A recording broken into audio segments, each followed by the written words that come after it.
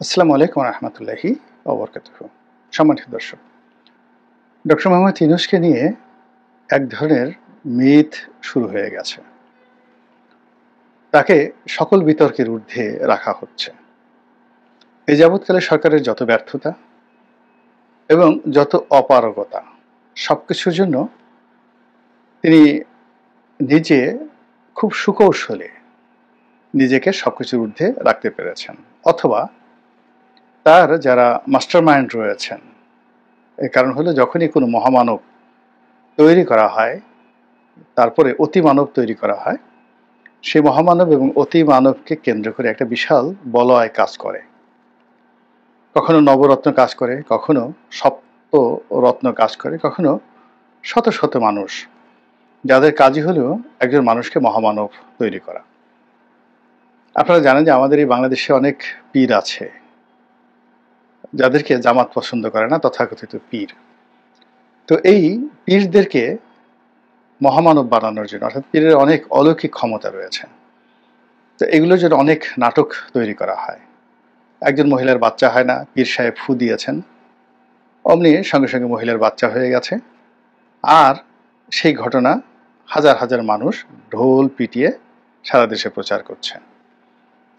পীর সাহেবের টাকা দরকার, কেউ তো পকেটে হাত দিয়ে টাকা দেয় না। পীর সাহেবের নিজেদের লোকই সাধারণ জনগণকে দেখিয়ে দেখিয়ে টাকা দেওয়া শুরু করলেন এবং বললেন যে, আব্বা বা হুজুর, আব্বাজান, আপনার এই দরবারে গতবারে সে গোপনে 100 টাকা দিয়ে গেছিলাম, আমার এই মনের আশা পূর্ণ হয়েছে, এবার আমি 10,000 টাকা দিলাম।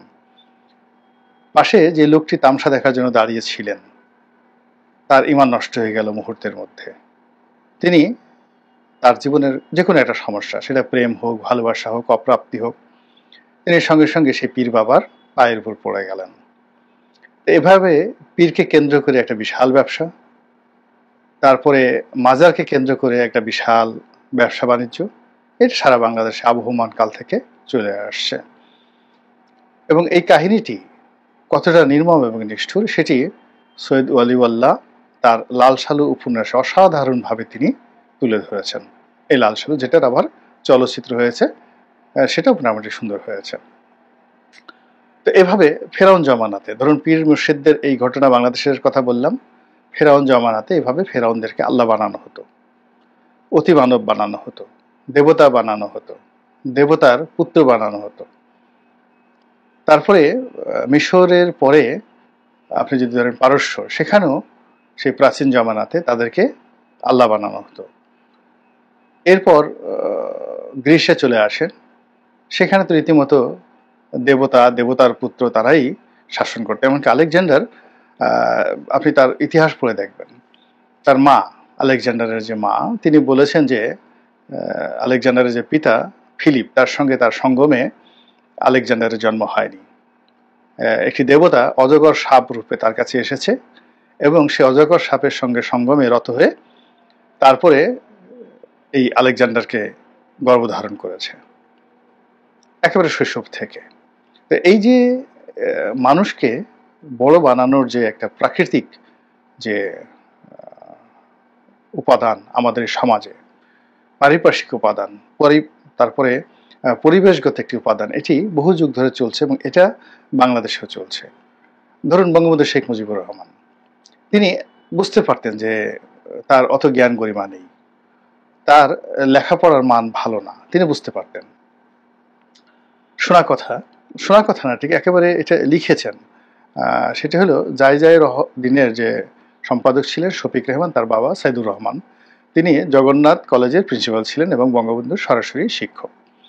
তো একদিন তিনি বঙ্গবন্ধুকে গিয়ে বললেন যে, মুজিব, তুমি কি করছো? তোমার তো একের পর এক শুধু ব্যর্থতা দেখা যাচ্ছে এবং তুমি তো ভালো করতে পারছো না। তখন তিনি খুব দুঃখ করে বলছেন যে, স্যার, আপনার মনে আছে যে আমি যুক্তিবিদ্যাতে কত পেয়েছিলাম? বলে যে, না, মনে নাই। তো উনি বললেন যে, আমি এত নম্বর পেয়েছিলাম, ফেল করেছিলাম।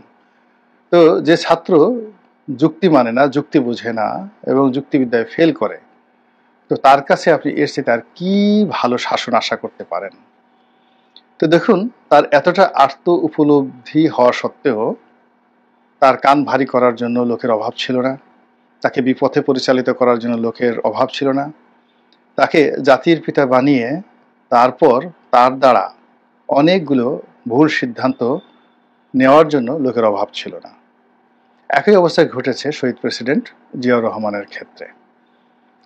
তো সেই নিয়ে আমি যেহেতু এখন এই দলটা করি, এটা নিয়ে আমি বিস্তারিত বললাম না। আবার একই ঘটনা ঘটেছে এরশাদের ক্ষেত্রে, এবং এরশাদের ক্ষেত্রে যারা এই ঘটনাটা ঘটেছেন, এরশাদের দুটো দুর্বলতা, তার নারী সংক্রান্ত দুর্বলতা আর অর্থ সংক্রান্ত দুর্বলতা। এই দুটো দুর্বলতাকে কাজে লাগিয়ে বিরাট একটা শ্রেণী তাকে বিপথে পরিচালিত করেছে।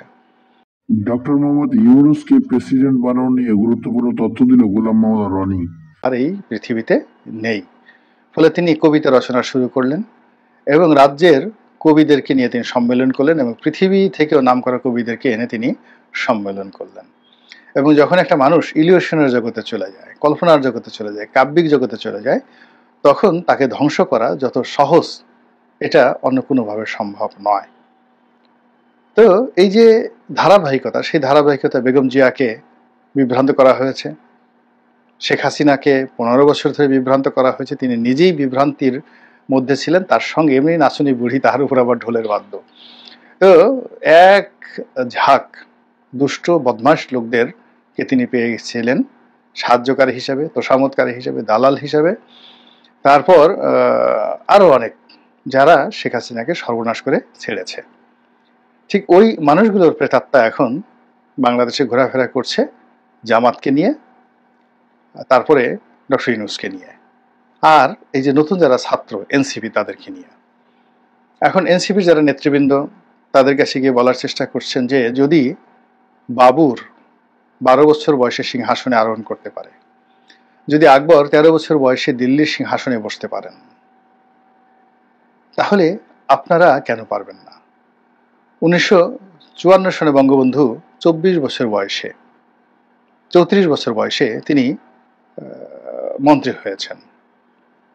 তারপরে তিনি যাকে বলা হয় আওয়ামী লীগের সেক্রেটারি হয়েছেন আরো অল্প বয়সে। তাহলে নাহিদ কেন পারবে না, সার্জিস কেন পারবে না? এই কথাগুলো তাদেরকে বলা হচ্ছে।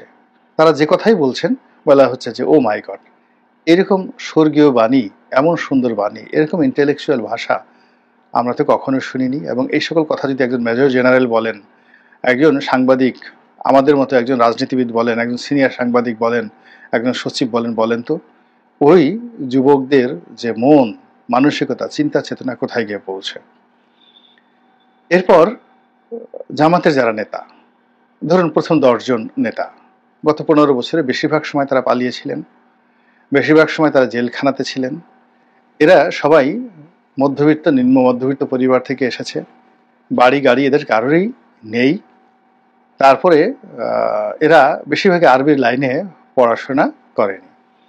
এখন এদের সাথে যদি আরবি জানা কিছু মানুষ, সচ্ছল কিছু মানুষ, শিল্পপতি কিছু মানুষ, যাদের গাড়ি বাড়ি আছে, রাজনীতি যারা বুঝেন, তারা গিয়ে যদি বলেন হুজুর আপনি জিন্দাউলি, আপনার চেহারার মধ্যে নূর ঝলমল করছে, আপনাকে দেখলে পাপ ক্ষয় হয়। আল্লাহ রাব্বুল আলামিন পবিত্র কালামে যে সকল ওলি আল্লাহর কথা বলেছেন, যাদেরকে আল্লাহ বন্ধু হিসেবে গ্রহণ করেছেন, এবং যাদের হাত আল্লাহর হাত, যাদের মুখ আল্লাহর মুখ, আপনি তো সেই ওলি আল্লাহ, আপনি এ যুগের মুজাদ্দিদ।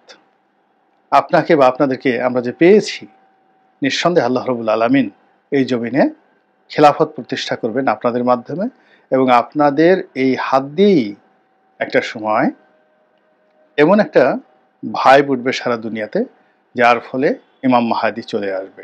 You are the beginner of Imam Mahdi. আপনি বলেন তো, মাথা ঠিক থাকে? কখনই মাথা ঠিক থাকে না। আমার মতো ক্ষুদ্র মানুষও যদি আমি এই কথাগুলো গুছিয়ে এরকম জামাতের যে কোনো নেতাকে বলি, সে কনফিউজড হয়ে যাবে। এর কারণ হলো জামাতে এখন যারা আছেন টপ টু লো, এখন তাদের চাইতে আমি সংসদ সদস্য হয়েছি, আমি তাদের সাথে প্রায় সবার সাথে আমার ব্যবসা বাণিজ্যের অবস্থা ভালো ছিল, আমার পারিবারিক অবস্থা সব মিলিয়ে, মানে তারা আমাকে ইগনোর না করে আমাকে রেসপেক্ট করে। তো রেসপেক্টের জায়গাতে গিয়ে যদি আমি তেল মারি এভাবে কথাগুলো বলি, তাদের অবস্থা কি হবে? তা আমার চেয়ে বড় বড় মানুষগুলো যখন তাদেরকে এই সকল কথাবার্তা বলছেন, যে আপনি যে ধরনের মানুষ, আপনি তো গাড়িতে চলতে পারেন, আপনার হেলিকপ্টারে চড়া উচিত, আপনার রোলস রয়েসে চড়া উচিত, এই না হলে আপনি একটা দেশ চালাবেন, আপনি যদি একটা অডিতে না চড়েন, আপনি যদি একটা BMW মার্সিডিজে না চড়েন, আপনার ভিতরে আভিজাত্য হবে না। ফকির দিয়ে কখনো রাজ্য পরিচালনা করা যায় না, মুহূর্তের মধ্যে দেখবেন যে ইমান নড়বড় হয়ে গেছে। তো এনসিপির কথা বললাম, জামাতের কথা বললাম, এখন ধরেন ডক্টর মোহাম্মদ ইউনূসকে নিয়ে বলি। এখন ডক্টর মোহাম্মদ ইউনূসকে নিয়ে যদি কেউ তেল মারতে চায়, গিয়ে তাকে যদি বলে যে স্যার আসসালামু আলাইকুম, স্যার আপনি কি একটা কথা খুব গভীরভাবে চিন্তা করেছেন? তো তিনি অবাক হয়ে ভাববেন যে কি কথা, আপনার উপর তো স্বয়ং আল্লাহ রাব্বুল আলামিন ভর করেছেন এবং মুখে দাঁড়িয়ে আছে, টুপি আছে, আল্লাহ আবার কিভাবে ভর করেন? ওনার যেহেতু সেকুলার মানুষ, আল্লাহ কিভাবে ভর করেন? তো বললেন যে ধরুন আল্লাহ রাব্বুল আলামিন তো সব কাজে মানুষকে দাঁড়া করান, মানুষের মধ্য থেকে খলিফা নিয়োগ করেন, মানুষের মধ্য থেকে ওলি আল্লাহ নিয়োগ করেন। তো এই জমানাতে আল্লাহর যে অভীষ্ট লক্ষ্য, সেই লক্ষ্যগুলো বাস্তবায়ন করার জন্য আল্লাহ আপনাকে মনোনীত করেছেন, আপনি কি এটা টের পাচ্ছেন? তো বলে যে না, আমি তো সেটা টের পাচ্ছি না, এটা কি করে সম্ভব? তখন যে তেলবাজ সে বলল যে আপনি দেখুন যে আপনার চেহারা একটা নুরানি ভাব চলে আসছে, আপনি চলাফেরা করতে গিয়ে লক্ষ্য করেন যে আগে যেভাবে দুর্বলতা অনুভব করতেন সেই দুর্বলতাগুলো নেই, আপনার যে রোগবালাইগুলো ছিল সেগুলো কমে গেছে, এবং আপনি জীবন সম্পর্কে একেবারে হতাশ হয়ে যখন মৃত্যুর দ্বার প্রান্তে চলে গিয়েছিলেন, তখন আল্লাহ রাব্বুল আলামিন আপনাকে ফিরে এনেছেন। এটাই হলো ওলি আল্লাহদের পরীক্ষা। ওলি আল্লাহ গাউস কুতুবদেরকে আল্লাহ পরীক্ষা করেন, করে করে করে করে এমন জায়গাতে নিয়ে গিয়ে তারপরে তাকে সেখান থেকে ফেরত নিয়ে আসেন, এবং আপনাকে এই যে ক্ষমতায় যে বসিয়েছেন, আপনি তো এটা আশা করেননি, এটা আল্লাহর ডিজায়ার। এখন এই কথা শোনার পরে আপনি চিন্তা করেন যে এই মানুষটার মনে কি চিন্তা হবে। তিনি হয়তো পাল্টা প্রশ্ন করতে পারেন যে আল্লাহ আমাকে পছন্দ করবেন কেন? আমি তো কখনোই ধর্মকর্ম করিনি, নামাজ কালাম পড়িনি। তখন তারা বলবে যে এটাও আল্লাহর একটা ডিজায়ার। এর কারণ হলো আপনি যদি সারা জীবন আমাদের মতো ধর্মকর্ম করতেন, তাহলে নাস্তিকদের যে দুনিয়াটা কি, শুয়োরের মাংস খেলে যে কেমন লাগে আপনি এটা তো বুঝতে পারতেন না, মদ খেলে কেমন লাগে, পশ্চিমা দুনিয়ারা যে একে অপরের বউ নিয়ে তারা যে নাচানাচি করে, এই দৃশ্য যদি কেউ না দেখে তাহলে তার মধ্যে ঘৃণা জাগ্রত হবে না।